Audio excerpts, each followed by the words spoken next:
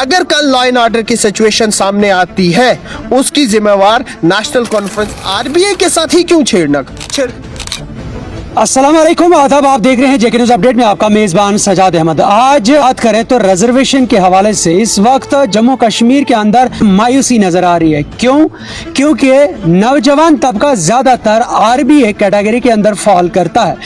जम्मू कश्मीर की सरकार जैसे ही बनी और कहीं न कहीं अब रिजर्वेशन के ऊपर ये मसाइल जो है खड़े हो गए हैं कि रिजर्वेशन का कोटा जो आरबीए का होता था वो घटते जा रहा है। आज जम्मू कश्मीर की अगर बात करें तो नौजवान जो है इस वक्त मायूसी का शिकार हो चुके हैं। क्यों?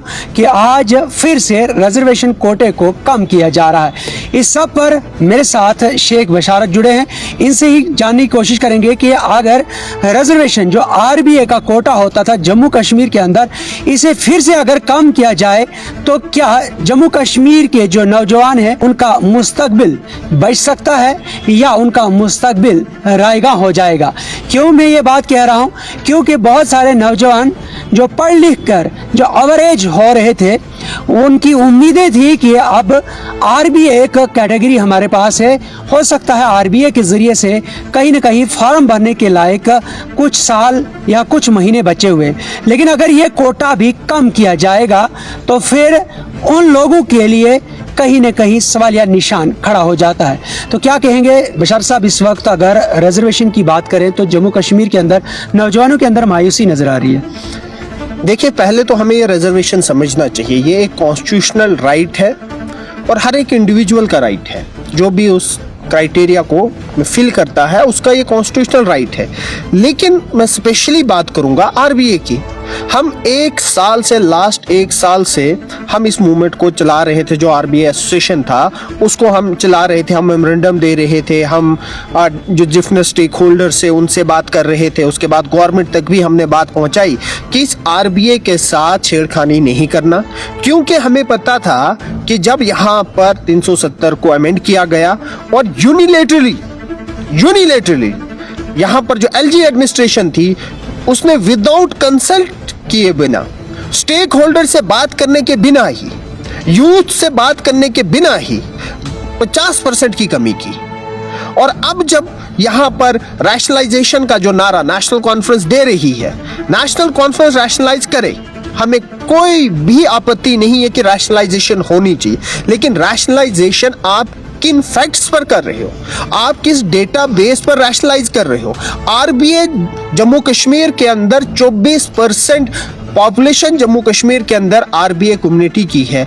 वो second largest population Jammu Kashmir के अंदर है और उनको कितना मिल रहा है? उनको 10% मिल रहा है। अगर आपको रैशनलाइजेशन करना है आप हर एक के साथ कीजिए ना।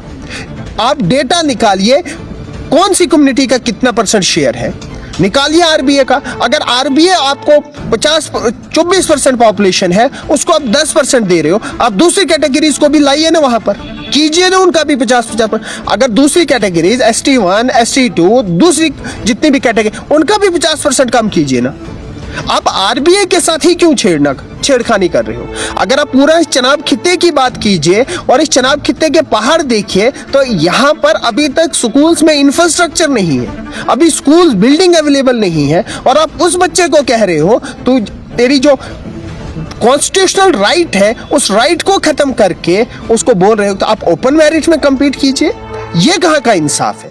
आप जरा इन पहाड़ों की तरफ देखिए, वो बच्चा जो आज भी 5-6 किलोमीटर पैदल जा रहा है हायर सेकेंडरी के लिए, आज भी उनके पास रोड कनेक्टिविटी नहीं है, आज भी उनके पास दूसरी बेसिक फैसिलिटीज अवेलेबल नहीं है। तो आप उस कम्युनिटी जो पहले से ही बहुत डिप्रेस थी, आप उसके कोटे को कैसे खत्म करोगे? और आपकी वसादत से हमने पहले भी थ्रू सोशल मीडिया गवर्नमेंट से रिक्वेस्ट की, सब कमेटी तक बात पहुंचाई कि आरबीआई के कोटे के साथ नहीं छेड़ो। अगर आप इस आरबीआई के कोटे के साथ छेड़खानी करोगे, ऐसा ना हो कि अगर कल लॉ एंड ऑर्डर की सिचुएशन सामने आती है, उसकी जिम्मेवार नेशनल कॉन्फ्रेंस की सरकार रहेगी, जिसके चीफ मिनिस्टर उमर अब्दुल्ला साहब है, और सब कमेटी रहेगी, क्योंकि उन्होंने प्रॉपर तरीके से कंसेंट लेना था, जो लोगों से बात करना था उसके बेसिस पर अगर हुआ नहीं तो कल लॉ एंड ऑर्डर की सिचुएशन अगर जम्मू कश्मीर में खड़ी होती है, उसकी जिम्मेवार नेशनल कॉन्फ्रेंस रहेगी, क्योंकि हम अपने जो फ्यूचर जनरेशन है उसको खत्म होने नहीं देंगे। यह हमारा राइट है और इसके लिए हमें चाहे जेलों में जाना पड़े, कहीं पर भी जाना पड़े, हम वो सब कुछ सहने के लिए तैयार हैं, लेकिन आरबीए कोटे को 0.1% भी हम डाइल्यूट होने नहीं देंगे। ये कभी भी बर्दाश्त नहीं होगा। जिस तरह से आपने बहुत पहले इस मसले पर बात उठाई थी, क्या लग रहा है कि नेशनल कॉन्फ्रेंस सरकार किसी के दबाव में ये कर रही है या उनके उस मैनिफेस्टो में ये सब चीज़ें थी? देखिए, नेशनल कॉन्फ्रेंस किसके दबाव में कर रही है, ये तो ओपन सी बात है, क्योंकि बीजेपी का एजेंडा है कि आरबीए को खत्म करना है। क्योंकि यूनिलेटरी जब हमने देखा एलजी गवर्नमेंट है, तो एलजी जो यहाँ पर रिप्रेजेंट कर रहे हैं सेंट्रल गवर्नमेंट को, और उन्होंने यूनिलेटरली इस आरबीए से 50% कम किया। दैट मीन्स कि वो सरकार इस आरबीए के जो रिजर्वेशन है इसके खिलाफ है। अगर अब नेशनल कॉन्फ्रेंस भी वही कदम अब उसी कदम पर चलेगी, that mean national conference BJP और आरएसएस के एजेंडे के थ्रू चल रही है। और अगर उन बीजेपी लीडर्स की बात करो, अगर जो चुनाव खित्ते से जीत के गए, उनकी कॉन्स्टिट्यूंसी में कितने आरबीए हैं? अगर भद्रवा कॉन्स्टिट्यूंसी में बात करो, 70-80% लोग आरबीए की कैटेगरी के लोग हैं। अगर आप डोडा ईस्ट की बात करो, डोडा वेस्ट की बात करो, कितने लोग यहाँ पर आरबीए कैटेगरीज के जुमरे में आते हैं? सबसे ज्यादा पॉपुलेशन तो आपको इस चुनाव रीजन में देखी जा रही है। और ये लीडर क्यों शांत है? अगर आप 80% लोग एक कम्युनिटी का वोट लेकर जा रहे हो, फिर आपका हक बनता था इस वक्त उन लोगों के साथ खड़े होना। और जितने भी इलेक्टेड रिप्रेजेंटेटिव्स हैं, मैं उनसे भी रिक्वेस्ट कर रहा हूं कि आइए हमारे साथ खड़े हो जाइए, इस आवाज को उठाइए कि हमारा अपना जो ये नस्लें हैं आने वाली, इनका कत्ल होने नहीं दे। अगर आपने नहीं बोला, कल आपके भी पुतले जलाए जाएंगे, आपके खिलाफ भी प्रोटेस्ट होगा, क्योंकि आप हमारे इलेक्टेड रिप्रेजेंटेटिव्स हैं। और रिप्रेजेंटेटिव का मतलब क्या है? आपको लोगों की विल को रिप्रेजेंट करना है। क्या लगता है आपको, इनको अभी तक समझ नहीं आ रही है, जितने भी रिप्रेजेंटेटिव्स हैं, इनको ये समझ नहीं आ रही है कि हमारे नौजवानों का मुस्तकबिल जो है इस वक्त दाव पे लगाया जा रहा है? इस चीज़ की अभी तक इनको कोई समझ नहीं आ रही है। देखिए, इनको पता है ये वोट बैंक पॉलिटिक्स खेलना चाह रहे हैं। इनको पता है कि हम धर्म के नाम पर वोट लेंगे, हम कास्ट के नाम पर वोट लेंगे, लेकिन जब रिजर्वेशन की बात है कि ना ही यहाँ पर धर्म चलेगा, यहाँ पर एक कम्युनिटी है, कम्युनिटी में धर्म नहीं चलेगा, कम्युनिटी में जात नहीं चलेगी। यहाँ पर इनको ये समझना पड़ेगा कि आने वाले वक्त में अगर ये इस वक्त हमारे साथ खड़े नहीं हुए, जो कॉन्सिक्वेंसेस होंगे इनके लिए भी बहुत खतरनाक होंगे, क्योंकि इनके पुतले भी जलाए जाएंगे, इनके खिलाफ प्रदर्शन भी होंगे, क्योंकि यही तो हमारी आवाज को आगे पहुंचाएंगे। हम लोग तो असेंबली में नहीं जा रहे, जिनको लोगों को हमने भेजा ही इसलिए है कि हमारे साथ जो ज्यादतियां हुई हैं, आपको उन ज्यादतियों के खिलाफ जाकर असेंबली में बोलना है। जो हमारी इश्यूज है, उन इश्यूज को आपको रिजॉल्व करना है। आप शांति में नहीं बैठ सकते हो। आपकी पॉपुलेशन पूरे चुनाव खित्ते की 60-70% आरबीए के जुमरे में आती है, और 60% पॉपुलेशन एक बहुत बड़ी मेजॉरिटी होती है। आप 60% युवा का कत्ल नहीं होने देंगे हम इस चुनाव खित्ते के अंदर।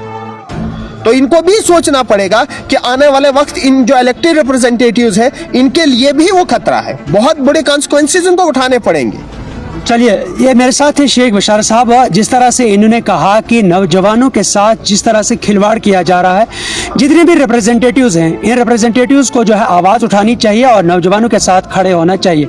अगर सरकार आरबीए के साथ कुछ भी छेड़खानी करती है तो ये लोग जो है अपना प्रोटेस्ट करेंगे और कहीं ना कहीं इनकी आवाज़ जो है वो दूर तक सुनाई देगी। फिलहाल आपका क्या कुछ कहना है? आप भी आवाज़ बनिए, नौजवानों के साथ खड़े हो जाइए। जो भी लोग आरबीए की सपोर्ट में है वो ज़रूर कमेंट बॉक्स में अपनी राय दे सकते हैं। हमें दीजिए इजाज़त। अल्लाह हाफिज़।